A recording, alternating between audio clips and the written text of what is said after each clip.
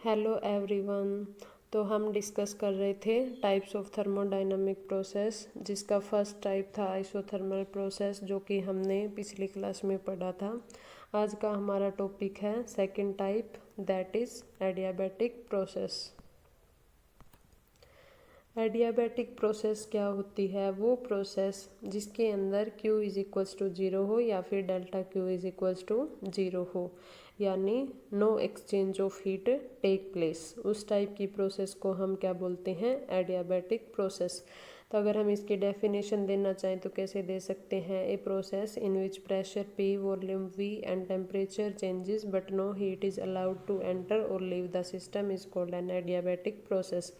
वो प्रोसेस जिसके अंदर प्रेशर, वॉल्यूम और टेम्परेचर तो चेंज हो, लेकिन हीट ना तो सिस्टम के अंदर एंटर करे और ना ही सिस्टम से लीव करे, तो उस टाइप की प्रोसेस क्या होती है? एडियाबैटिक प्रोसेस होती है। अब जैसे आइसोथर्मल्स की दो कंडीशन थी, आइसोथर्मल प्रोसेस की दो कंडीशन थी कि एक तो जो हमारी वॉल्स है वो कंडक्टिंग होनी चाहिए और दूसरी जो प्रोसेस है वो बहुत ही स्लो होनी चाहिए। लेकिन जो हमारी एडियाबैटिक प्रोसेस है इसकी भी वैसे ही दो कंडीशन है। फर्स्ट कंडीशन क्या है? Walls are perfectly non conducting so that no heat can enter or leave the system. First condition इसकी क्या है? वॉल्स क्या होनी चाहिए? नॉन कंडक्टिंग होनी चाहिए, ताकि हीट सिस्टम के अंदर ना तो एंटर कर सके और ना लीव कर सके। सेकंड क्या है? जो प्रोसेस है एक्सपेंशन या फिर कंप्रेशन की प्रोसेस, वो क्या होनी चाहिए? बहुत फास्ट होनी चाहिए, ताकि हीट एक्सचेंज ना हो सके सिस्टम और सराउंडिंग के बीच में। तो ये क्या हो गई? दो कंडीशन हो गई हमारी एडियाबैटिक प्रोसेस की। फर्स्ट क्या है कि जो वॉल्स है वो नॉन कंडक्टिंग होनी चाहिए, ताकि हीट ना एंटर कर सके ना लीव कर सके सिस्टम से। सेकंड क्या है? जो एक्सपेंशन या फिर कंप्रेशन हम कर रहे हैं वो बहुत फास्ट होना चाहिए, ताकि हीट का एक्सचेंज ना हो सके सिस्टम और सराउंडिंग के बीच में। क्योंकि अगर प्रोसेस स्लो हुई तो ईजिली प्रोसेस स्लो हुई तो हीट का एक्सचेंज हो सकता है थोड़ा बहुत, लेकिन अगर प्रोसेस फास्ट होगी तो टाइम ही नहीं मिलेगा हमारे सिस्टम को हीट एक्सचेंज करने का। तो इसलिए जो प्रोसेस है वो बहुत फास्ट होनी चाहिए। अब अगर हम इसका एग्जांपल देखें तो क्या है? Sudden bursting of tube of tyre is adiabatic process. Bursting of tube of tyre क्या है? हमारा एडियाबैटिक प्रोसेस है। अब ये एडियाबैटिक प्रोसेस के कैसे है? क्योंकि ये क्विक होता है, एकदम टायर फटता है तो एकदम से फटता है, तो प्रोसेस क्या हुई? बहुत फास्ट हुई, तो इसलिए ये एडियाबैटिक प्रोसेस का एग्जाम्पल है। लेकिन अगर देखो जो टायर है वो धीरे धीरे फटे, पहले थोड़ा सा फटा तो हमारे क्या हो गए? जो गैस है टायर के अंदर, उसके पार्टिकल्स की इंटरनल एनर्जी डिक्रीज होगी। इंटरनल एनर्जी डिक्रीज हुई तो प्रोसेस स्लो है, तो इतने में जैसे इंटरनल एनर्जी डिक्रीज होने लगेगी, बाहर से हीट मिल जाएगी, उनका टेम्परेचर फिर कांस्टेंट।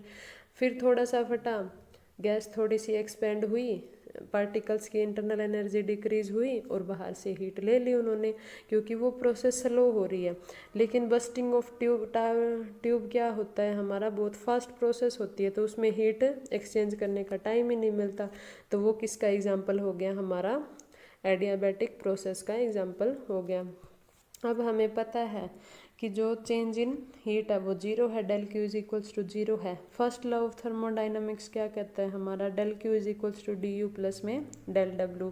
तो यहाँ से डेल डब्ल्यू किसके इक्वल आया? माइनस डी यू के इक्वल आया। अब ये क्या दिखा रहा है हमें कि work done by the system किसके इक्वल है? Decrease in internal energy. अगर work done by the system हो रहा है तो इंटरनल एनर्जी में क्या होगा? डिक्रीज होगा। यहीं अगर हम क्या करें? Work done on the system करें, जब हम सिस्टम के ऊपर वर्क डन करेंगे तब क्या होगा? इंटरनल एनर्जी में इंक्रीज होगा। If work is done on the system it's internal energy increases. जब हम सिस्टम के ऊपर वर्क डन करेंगे तो इंटरनल एनर्जी में क्या होगा? इंक्रीज होगा। इसका एग्जांपल देखें हम तो जैसे थर्मस ले लिया जिसके अंदर चाय है। अब हमें चाय को क्या करना है? और गर्म करना है। गर्म है पहले से ही, लेकिन और गर्म करना है, तो हम क्या करेंगे?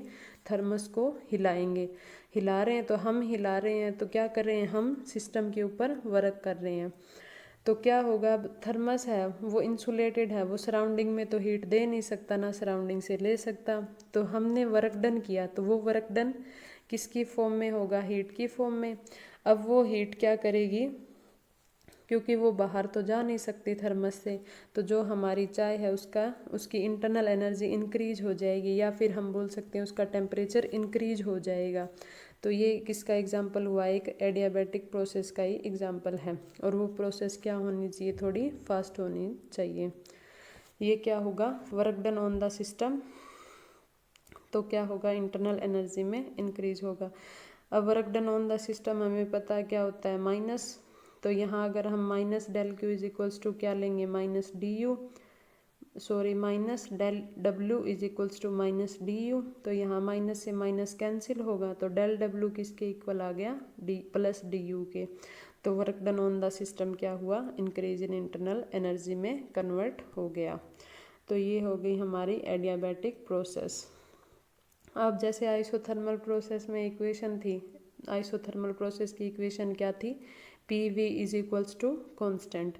तो वैसे ही एडियाबैटिक प्रोसेस की इक्वेशन क्या होती है, पी वी की power gamma is equals to constant, जहाँ पे गामा क्या है हमारा C P by C V. या फिर अगर हम इसको डिग्री ऑफ फ्रीडम की टर्म में लिखना चाहें तो कैसे लिख सकते हैं, 1+2 बाई में एफ, जहाँ पे एफ क्या है, डिग्री ऑफ फ्रीडम, पी क्या है प्रेशर, और वी क्या है वॉल्यूम। ये होगी एडियाबैटिक प्रोसेस की इक्वेशन। अब अगर हमें इसको लिखना है वॉल्यूम और टेम्परेचर की टर्म में, तो कैसे लिखेंगे, हमें पता है P V is equals to क्या होता है, आर टी। तो यहाँ से अगर हम पी की वैल्यू निकालें तो क्या आएगी, आर टी बाई में वी। अब जो हमारी इक्वेशन 1 है, पी वी की power gamma is equals to constant, तो यहाँ हम पी की जगह पे क्या रख देंगे, R T by V. P की जगह पे आर टी बाई वी रख दिया, इसके साथ में क्या है, वी की power gamma is equals to constant. तो यहाँ आर क्या है कॉन्स्टेंट, तो इसको तो कॉन्स्टेंट में ही कर दिया इस साइड।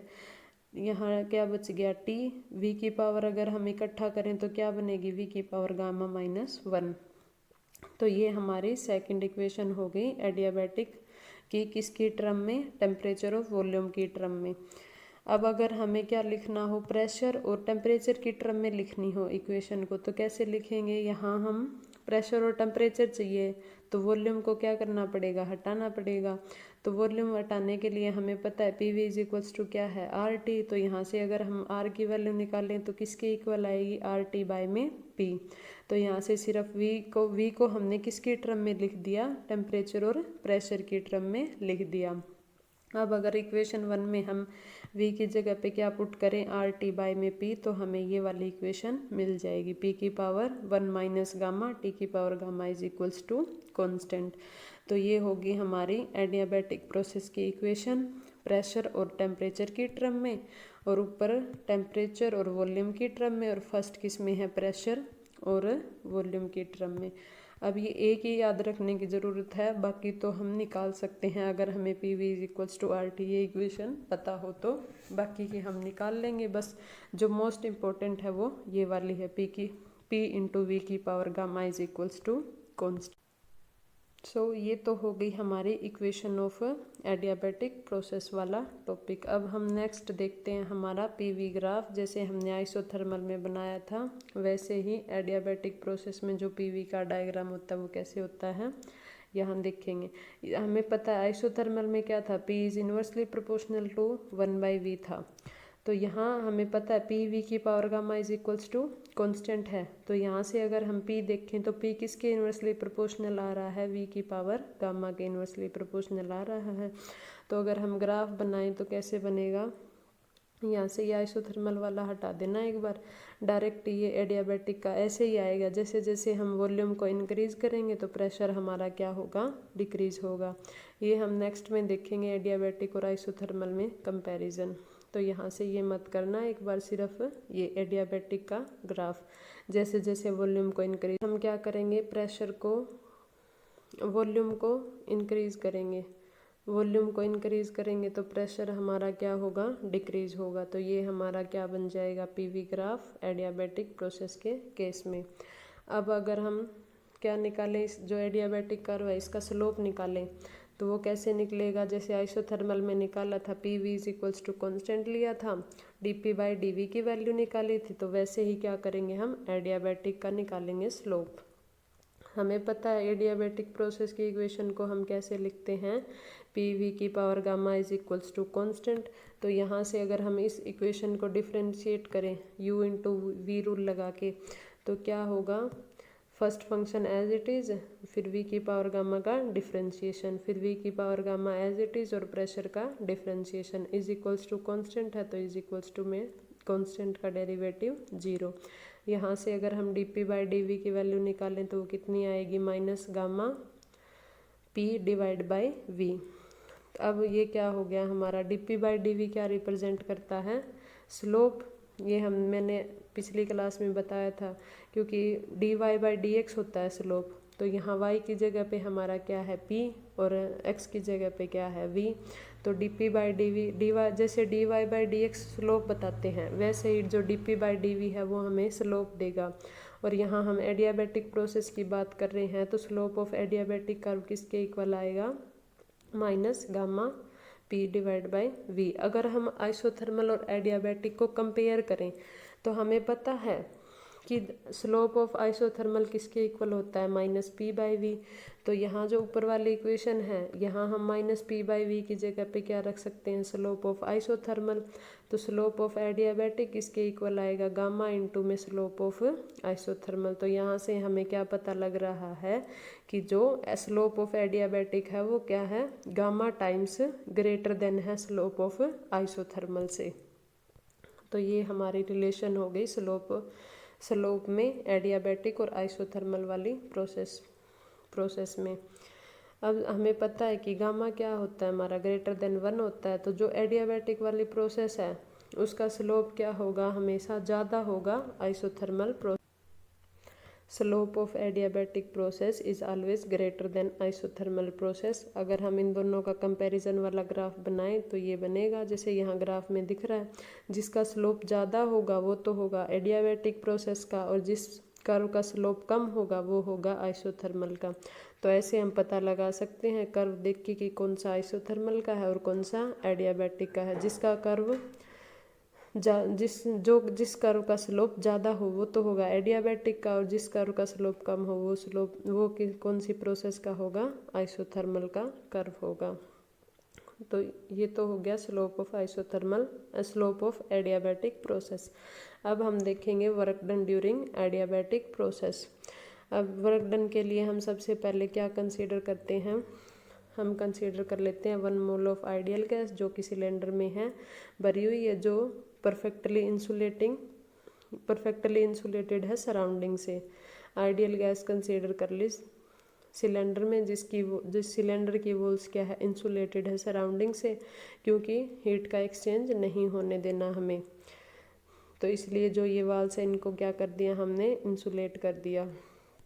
अब क्या हुआ, जो हमारी गैस थी उसने अपनी इंटरनल एनर्जी का यूज़ करके क्या किया, वर्क डन किया। तो गैस क्या होगी, एक्सपैंड होगी। गैस एक्सपैंड होगी तो जो ये पिस्टन है ये क्या करेगा, मूव करेगा, ऊपर मूव करेगा। तो लेट कर लेते हैं कि हमने ये कहाँ तक मूव किया, dx डिस्टेंस तक मूव किया। तो वॉल्यूम में चेंज कितना हुआ हमारा, dv चेंज हुआ वॉल्यूम में। तो अब हमें पता है वर्क डन को हम कैसे लिखते हैं, जब चेंज इन वॉल्यूम हो और हमारा पिस्टन मूव करे तो del W is equals to क्या होता है, पी डी वी। ये हमारा हो गया स्मॉल वर्क डन। अब अगर हमें टोटल वर्क डन निकालना हो तो हम क्या करेंगे, इंटीग्रेशन कर देंगे। इसका इंटीग्रेशन करेंगे तो डब्ल्यू इज इक्वल्स टू क्या आएगा, integration of del W V1 से V2 इंटू में पी डी वी। अब हमें पता है कि एडियाबैटिक प्रोसेस में हम क्या लिखते हैं, पी वी की power gamma is equals to constant. तो यहाँ से अगर हम p की वैल्यू निकालें v की टर्म में, क्योंकि हमें इंटीग्रेशन किसके साथ करना है, वॉल्यूम के साथ करना है, तो इसलिए हमें p को किसके टर्म में लिखना पड़ेगा, वॉल्यूम के टर्म में लिखना पड़ेगा। तो इसलिए एडियाबैटिक प्रोसेस वाले इक्वेशन का यूज़ करके हम p की वैल्यू किसके टर्म में निकाल लेंगे, v की टर्म में। तो यहाँ से p की वैल्यू आएगी v की पावर माइनस गामा इंटू में k। अब जो ये p की वैल्यू है ये इस इक्वेशन में पुट कर देंगे। इस ऊपर वाली इक्वेशन में पी डी वी में। तो यहाँ हमने पी की वैल्यू रख दी, पी की वैल्यू यहाँ पुट कर दी। अब के हमारा कांस्टेंट है, इसको बाहर निकाल लिया तो इंटीग्रेशन किसका बच गया, सिर्फ वी की पावर माइनस गामा का। अब हमें पता है वी की पावर माइनस गामा का इंटीग्रेशन क्या होता है, वी की पावर माइनस गामा प्लस 1, और जो ऊपर पावर है उसी से डिवाइड करते हैं, तो माइनस गामा प्लस 1 से डिवाइड कर दिया। वॉल्यूम कहाँ से कहाँ चेंज हो रहा है, V1 से V2। अब क्या करेंगे, के को के बाहर माइनस गामा प्लस 1 है, इसको हम क्या लिख सकते हैं, 1 माइनस गामा, गामा को अंदर ले गए। अब क्या पुट करेंगे, upper limit minus lower limit, तो यहाँ से ये वाला इक्वेशन आ जाएगी। अब हमें क्या करना है, इस के को हटाना है। के को कैसे हटा सकते हैं हम, क्योंकि हमें पता है P1 V1 की power gamma is equals to P2 V2 की पावर गामा, ये क्या होते हैं, कांस्टेंट होते हैं। तो यहाँ हम के की जगह पे जहाँ पे V2 है वहाँ तो क्या लिखेंगे, P2 V2 की पावर गामा, और जहाँ V1 है वहाँ क्या लिखेंगे, P1 V1 की पावर गामा। तो ये हमने के की वैल्यू पुट कर दी, यहाँ से इसको सोल्व करेंगे तो ये वाला फॉर्मूला आ जाएगा, 1/1 minus gamma P2 V2 minus P1 V1। तो ये हमारा क्या हो गया, work done by the system in adiabatic process का फॉर्मूला। अब अगर हमें इसको टेम्परेचर की टर्म में लिखना हो तो कैसे लिखेंगे, हमें पता है P1 V1 is equals to R T1, P2 V2 is equals to R T2। तो यहाँ से W is equals to P2 V2 की जगह पे हमने आर T2 रख दिया, P1 V1 की जगह पे आर T1 रख दिया। आर कॉन्स्टेंट है, दोनों में से कॉमन निकाल लिया, तो अंदर क्या बच गया, R into 1 by R divide by 1 minus gamma T2 minus T1। अगर n मोल्स के लिखना हो तो लिखना हो तो लिखेंगे, इनटू में n कर देंगे, तो W is equals to N R 1 minus gamma T2 minus T1। ये क्या हो गया, हमारा वर्क डन का formula in term of temperature. एक याद रख लेना, बाकी तो हम निकाल लेंगे, सेकंड वाला तो ये इम्पोर्टेंट है, 1/1 minus gamma P2 V2 minus P1 V1। अगर हमें न्यूमेरिकल्स में टेम्परेचर दे रखा हो तो ये वाला फॉर्मूला लगा लेना, प्रेशर वॉल्यूम दे रखा हो तो ये वाला यूज़ कर लेना। तो ये तो हो गया हमारा work done in adiabatic process. Work done by the हुआ, सिस्टम है ये, work done by the system. अगर work done on the system करेंगे तो क्या लगा देंगे, यहाँ पे नेगेटिव साइन। तो ये टॉपिक तो यहाँ पे हो गया ख़त्म। अब हमारा नेक्स्ट टॉपिक है third type of thermodynamic process, वो है आइसोबैरिक प्रोसेस। आइसोबैरिक प्रोसेस क्या होती है, वो थर्मोडायनामिक प्रोसेस जिसके अंदर हमारा प्रेशर क्या रहे, कांस्टेंट रहे, तो उसको हम क्या बोलते हैं, आइसोबैरिक प्रोसेस। आइसोथर्मल क्या था, जिसके अंदर टेम्परेचर कांस्टेंट हो। एडियाबैटिक क्या था, जिसके अंदर चेंज इन हीट 0 हो। वैसे ही आइसोबैरिक क्या होता है, जिसके अंदर प्रेशर हमारा क्या रहे, कांस्टेंट रहे, या फिर चेंज इन प्रेशर क्या हो, 0 हो। अब अगर हम इसमें फर्स्ट लॉ ऑफ थर्मोडायनामिक्स लिखें तो कैसे लिखेंगे, हमें पता है del Q is equals to D U plus में डेल डब्ल्यू। अब यहाँ पे क्योंकि हमारा प्रेशर कांस्टेंट है लेकिन वॉल्यूम और इंटरनल एनर्जी ये तो चेंज हो रहे हैं, तो इसके अंदर कोई डिफरेंस नहीं आएगा। ये हमेशा जो फर्स्ट लॉ ऑफ थर्मोडायनामिक्स है वो सेम ही रहेगा इसके अंदर, आइसोबैरिक प्रोसेस के अंदर। अब जो हमारा नेक्स्ट टाइप है वो है आइसोकोरिक प्रोसेस। आइसोकोरिक प्रोसेस क्या होती है, वो थर्मोडायनामिक प्रोसेस जिसके अंदर वॉल्यूम क्या रहे, हमारा कांस्टेंट रहे, यानी change in volume is equals to 0। ये क्या होती है हमारी आइसोकोरिक प्रोसेस, जिसके अंदर चेंज इन वॉल्यूम क्या हो, 0 हो। अब हमें पता है वर्क डन को हम क्या लिखते हैं, P इंटू में dV। अब चेंज इन वॉल्यूम 0 है तो हमारा वर्क डन भी क्या होगा, 0 होगा। अब वर्क डन 0 हो गया तो फर्स्ट लॉ ऑफ थर्मोडायनामिक्स क्या बन जाएगा, del Q is equals to क्या होता है, डी यू प्लस में डेल डब्ल्यू, लेकिन वर्क डन की वैल्यू तो 0 है, तो यहाँ से del Q is equals to क्या आएगा, डी यू। यहाँ से हम क्या बोल सकते हैं कि heat gain by the system, जो हमारा सिस्टम हीट करेगा वो कहाँ, सिस्टम हीट गेन करेगा वो कहाँ यूज़ होगा, सिर्फ इंक्रीज इन इंटरनल एनर्जी में यूज़ होगा। अगर हम सिस्टम में से हीट निकालेंगे तो जो हमारा सिस्टम है उसकी इंटरनल एनर्जी क्या होगी, डिक्रीज होगी। अगर हम सिस्टम में हीट दे रहे हैं तो क्या होगा, इंक्रीज इन इंटरनल एनर्जी होगा। ये हमारा हो गया fourth type of thermodynamic process जो कि है आइसोकोरिक प्रोसेस। तो ये हो गए हमारे चारों टाइप, आइसोथर्मल, एडियाबैटिक, आइसोबैरिक और आइसोकोरिक प्रोसेस। सो आज का लेक्चर इतना ही। Thank you.